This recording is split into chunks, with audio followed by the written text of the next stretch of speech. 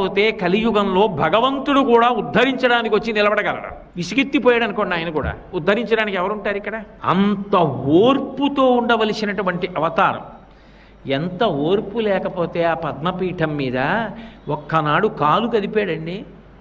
ఒక్కనాడు ఎన్నాళ్ళు నించోనరా ఇలాగా, ఓ కుర్చీ వేయండి అని కూర్చున్నాడా? పడుకున్నాడా? నాకు ఇంతే సమయమా, ఎన్ని వేల మందిలా వస్తూ ఉంటారా, ఎంతమందిని నేను చూడనరా అన్నాడా?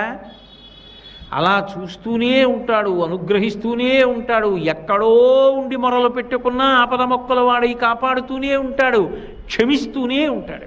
అంత ఓర్పుతో రావాలి అవతారం. అందుకే మొదటే ఓర్పు పట్టి వచ్చింది. రావడం అన్ని అవతారాల్లాగా రాలేదు. భృగువు వెళ్ళి తంతే సహించి బయలుదేరాడు. అందుకే మీరు చూడండి, మొదట దయ కలుగుతుంది ఎప్పుడు మనిషికి.